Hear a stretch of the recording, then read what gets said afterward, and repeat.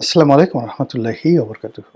সম্মানিত দর্শক, আজকের এই ভিডিও যেদিন করছি সেদিন থেকে নির্বাচনের যে সময় তার ব্যবধান মাত্র 10 দিন। তো এই 10 দিন আগে অতীতের যে অভিজ্ঞতা, নির্বাচনের যে অভিজ্ঞতা, সেই নির্বাচনের অভিজ্ঞতায় আমরা শতভাগ নিশ্চিত হয়ে থাকি যে সুনির্দিষ্ট দিনে নির্বাচন হচ্ছে। ১। ২ নম্বর হলো যে অতীতের সবগুলো নির্বাচন কেবলমাত্র ২০১৪ সনের যে নির্বাচন, সেই নির্বাচনের একেবারে ফল যেদিন প্রকাশিত হলো, সেই দিন পর্যন্ত পুরো দেশ জাতি আশঙ্কা করেছিল যে নির্বাচন হবে না। তারপর পুরো দেশ জাতি আশঙ্কা করেছিল যে নির্বাচন হলেও সেই নির্বাচন টিকবে না ২০১৪ সনে। আরেকটা নির্বাচন অতি সত্বর হচ্ছে। কিন্তু বাস্তবে দেখা গেল যে সেই বিনা ভোটে নির্বাচন, বিনা প্রতিদ্বন্দ্বিতার নির্বাচন, সেই নির্বাচনটি টিকে গেল ৫টি বছর। এবং নির্বাচিত সরকার হিসেবে আওয়ামী লীগের যে দাপট ছিল ২০০৯ থেকে ২০১৪ অবধি, সেই দাপট ২০১৪ পরে আরো বেড়ে গেল। মানে আমাদের দেশের একটা কি বাজে কথা আছে যে গাছের চাইতে মানে লতার দাপট বেশি, গাছের চাইতে পরগাছার ভাবসাব বেশি।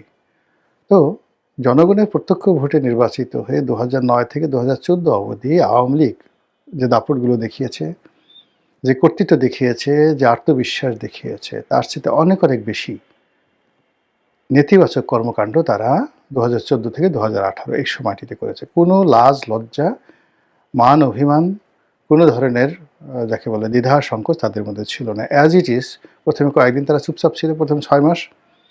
এবং নির্বাচনের সময় তাদের যারা সিনিয়র নেতৃবৃন্দ তারা বলার চেষ্টা করেছিল যে খুব অল্প সময়ের মধ্যে আমরা আরেকটা নির্বাচন দিয়ে সব দলের অংশগ্রহণ নিশ্চিত করব। স্বয়ং অর্থমন্ত্রী আবুল মাল আব্দুল মুহিত সাহেব এই কথাগুলো বলেছিলেন।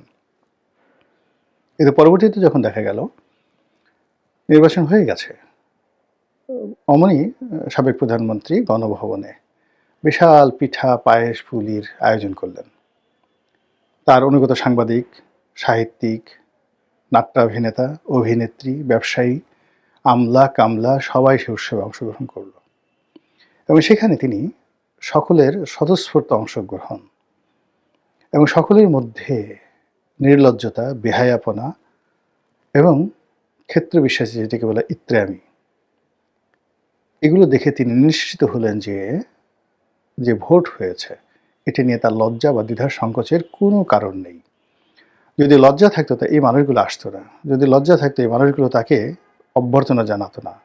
যদি ন্যূনতম বিবেক থাকতো, এর কারণ হলো ২০১৪ সনের নির্বাচনের পরে যারা আওয়ামী লীগ করতেন তখনও পর্যন্ত দালাল ফড়িয়া, সেটা আওয়ামী দালাল ফড়িয়া যেটা ২০২৪ বা ২৩ সনে পোস্তে পোস্তে একটা গবর হয়ে গিয়েছিল, সেই গবরগুলো তখনও পর্যন্ত কিছু ঘ্রাণ অবশিষ্ট ছিল। তো সেই মানুষগুলো যখন যে নির্বাচন হয়নি, যে নির্বাচন একতরফা হয়েছে, যে নির্বাচন বিনা প্রতিদ্বন্দ্বিতা হয়েছে, সেই নির্বাচন অনেকটা ১৯৯৬ সালের ১৫ই ফেব্রুয়ারি নির্বাচনের মতো। কাজেই ১৫ই ফেব্রুয়ারি নির্বাচনের পরে যে পরিণতি হয়েছিল সেই পরিণতি হবে এটাই স্বাভাবিক। কিন্তু সেটা না হয়ে যখন সবাই তাকে কংগ্রাচুলেশন করছিল, সারা দেশ স্টপ হয়েছিল, বিরোধী যারা প্রতিপক্ষ তারাও অনেকটা টাসকি খেয়ে গিয়েছিলেন, তখন শেখ হাসিনা বুঝেছিলেন যে না, আমার লজ্জা পাওয়ার কোনো দরকার নেই, আমি ৫ বছর নিশ্চিন্তে নির্ভাবনায় ক্ষমতায় থাকব। তো সেই নির্বাচনটি ছাড়া অতীতের যে নির্বাচনগুলো হয়েছে সেই নির্বাচনের পরে আমরা আগে এবং পরে আমরা সবসময় এটা নিশ্চিন্ত অনুমান করতে পারতাম কী কী ঘটতে যাচ্ছে, কে মন্ত্রী হবে, কে হবে না, কে এমপি হবে, হবে না, নির্বাচনে কে পরাজিত হবে, কে জয়ী হবে, এগুলো 90% অ্যাকুরেসি নিয়ে আমরা বলতে পারতাম। কিন্তু এবার কী হলো? এবার আমাদের দেশের কোনো জ্ঞানী গুণী পণ্ডিত কেউ আমরা বলতে পারছি না যে ১২ই ফেব্রুয়ারি নির্বাচনটি শতভাগ নিশ্চিতভাবে হচ্ছে এবং এই নির্বাচনে যারা জনপ্রিয় তারাই নির্বাচিত হবেন, এ কথা কেউ বলতে পারছি না। যারা সবচেয়ে জনপ্রিয়, যারা নির্বাচিত হবেন বলা হয় ভবিষ্যৎ প্রধানমন্ত্রী, তারাও আশঙ্কা করছেন ইঞ্জিনিয়ারিং হতে পারে, ভোট ইঞ্জিনিয়ারিং হতে পারে। তারা আশঙ্কা করছেন ভোট চুরি হতে পারে। আবার তাদের যারা প্রতিপক্ষ তাদের বক্তব্য হলো ভোট ডাকাতি হতে পারে। একটি পক্ষ রাষ্ট্রীয় সমস্ত সুযোগ সুবিধা নিয়ে যে তাণ্ডব চালাচ্ছে এবং যেভাবে তারা অন্যায় অবিচার চাঁদাবাজি থেকে শুরু করে সব কিছু করে ক্ষমতায় যাওয়ার আগেই সব কিছু তারা দখল করে ফেলেছে। কাজেই ক্ষমতায় যদি তারা যায় তো স্রেফ ডাকাতি শুরু হয়ে যাবে। এই ধরনের ন্যারেটিভ নিয়ে প্রতিপক্ষর বিরুদ্ধে রীতিমতো কুরুক্ষেত্রের যুদ্ধ তারা শুরু করেছে। এই যুদ্ধের ফলাফল ভালো নয়। এই যুদ্ধের ফলে একে অপরকে মানে আক্রমণ করছেন, একজন আরেকজনকে অসম্মান করছেন, রাজনীতির ময়দানের ভারসাম্য নষ্ট হচ্ছে এবং রাজনীতিবিদদের সম্পর্কে মানুষের যে ইতিবাচক যে চিন্তা এবং চেতনা, সেই চিন্তা এবং চেতনা নষ্ট হয়ে যাচ্ছে। এই গেল রাজনৈতিক মাঠের কথা। অন্যদিকে এখন যারা ক্ষমতায় আছেন, বলা হয়ে থাকে বা অনুমান করা হয় যে মার্কিন ডিপ স্টেটের পলিসি অনুযায়ী তারা ক্ষমতায় এসেছেন। শেখ হাসিনাকে হটানো এবং ডক্টর মোহাম্মদ ইউনূসকে ক্ষমতায় বসানো, বিপ্লবীদেরকে প্রিভিলেজ দেওয়া, এই সব কিছু একটা ম্যাটিকুলাস ডিজাইনের অধীনে হয়েছে ভেরি সাকসেসফুলি। এই কথাগুলো স্বয়ং ডক্টর মোহাম্মদ ইউনূসের যে বক্তব্য আমেরিকাতে ক্লিন্টন ফাউন্ডেশনে, সেই বক্তব্যের মাধ্যমে ফুটে উঠেছে। তো যারা ম্যাটিকুলাস ডিজাইন করেছেন, যারা ক্ষমতায় আছেন, যারা বসছেন, এখানে তো অনেক দেনা পাওনা আছে, অনেক হিসাব আছে, অনেক বিষয়বস্তু রয়েছে। তো সেই বিষয়বস্তুগুলোর একটিরও তো সুরাহা হয়নি গত 17 মাসে। তাহলে যারা ডক্টর মোহাম্মদ ইউনূসকে ক্ষমতায় আনার জন্য কষ্ট করেছেন, শ্রম দিয়েছেন, বিনিয়োগ করেছেন, অথবা যারা আন্দোলন করেছেন, লড়াই করেছেন, সংগ্রাম করেছেন, জীবন দিয়েছেন, অথবা গত 17 মাসে যারা এই বাংলাদেশের সব কিছুতে আমূল পরিবর্তন আনার জন্য মাথার ঘাম পায়ে ফেলে কাজ করেছেন, অনেকে আমেরিকা থেকে চলে এসেছেন, অনেকে তাদের জীবন, যৌবন, পরিবার, পরিজন সব কিছুকে ঝুঁকির মধ্যে ফেলে দিয়েছেন, তাদের কোনো আশা আকাঙ্ক্ষা সফলতার কোনো সুরাহা হয়নি। তারা কেন এলেন এবং কিভাবে যাবেন, কখন যাবেন, তাদের ভবিষ্যৎ কি এই বাংলায়, এখন যারা সরকারে আছেন, এই বিষয়গুলো নিষ্পত্তি হয়নি।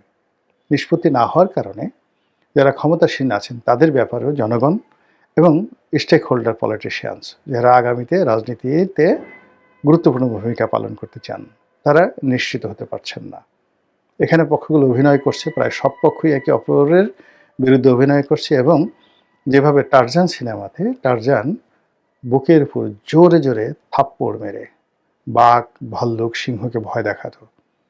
আপনারা যে সিনেমা দেখেছেন টারজান দ্য অ্যাপম্যান, এডগার রাইস বারোসের, তো সেই সিনেমাতে টারজান যেভাবে প্রতিপক্ষকে ভয় দেখানোর জন্য নিজের বুকে থাপ্পড় মেরে বিকট শব্দ করত, সে টারজানের ডাক টেলিভিশনে আমরা ছোটোকালে দেখেছি, টারজান, $6 মিলিয়ন ম্যান ইত্যাদি, ইনক্রেডিবল হক, এই জিনিসগুলো দেখেছিলাম আমরা ছোটোকালেতে। সেই রকম সিনেমার মতো ঘটনা ঘটছে। প্রত্যেকটি রাজনৈতিক দল আমিই বড়, আমিই ভালো, আমি সারা দুনিয়াতে অন্য কোনো ভালো নেই, এই একটা ন্যারেটিভ। আর প্রতিটি রাজনৈতিক দল প্রতিপক্ষ খারাপ, প্রতিপক্ষ জাহান্নামী, প্রতিপক্ষ চাঁদাবাজ, প্রতিপক্ষ বেঈমান, মুনাফেক, এগুলো থেকে শুরু করে কাফির মাফের যা কিছু আছে সব কিছু বলা শুরু করছেন। এবং ছোট ছোট যে বিষয়গুলো রয়েছে ক্ষুদ্র, কে বিড়ি খেলো, কে খেলো না, কে মহিলাদের পাশে বসলো, কে বসলো না, কোন মহিলার কি অবস্থা, ঢাকা বিশ্ববিদ্যালয়ের কি ঘটনা ঘটলো, মানে যা কিছু ঘটছে রাজনীতির ময়দানে, একটির সঙ্গে অন্যটির কোনো সংযোগ নেই, একটির সঙ্গে অন্যটির কোনো সামঞ্জস্য নেই, ধারাবাহিকতা নেই এবং দৃঢ়তা নেই। কোনো একটা বিষয় একেবারে স্থির এবং দৃঢ়তা যে দরকার রাজনীতির ময়দানে, লিডারশিপের পূর্ব শর্ত হিসেবে তার একটিও নাই।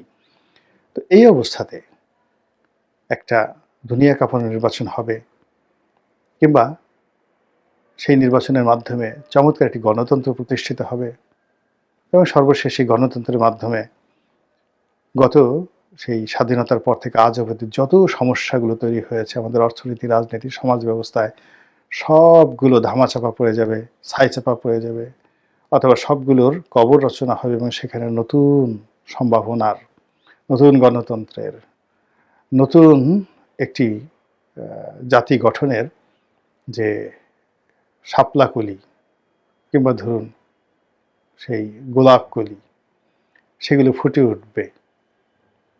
এই যে আশা করাটা কতটা যুক্তিসঙ্গত এবং কতটা বাস্তবসম্মত, এটা সম্ভবত আপনারা ইতিমধ্যেই হাড়ে হাড়ে টের পেয়ে গেছেন। মহান আল্লাহ আমাদের সবাইকে হেদায়েত দান করুন এবং হেফাজত করুন। আসসালামু আলাইকুম ওয়া রাহমাতুল্লাহি ওয়া বারাকাতুহু।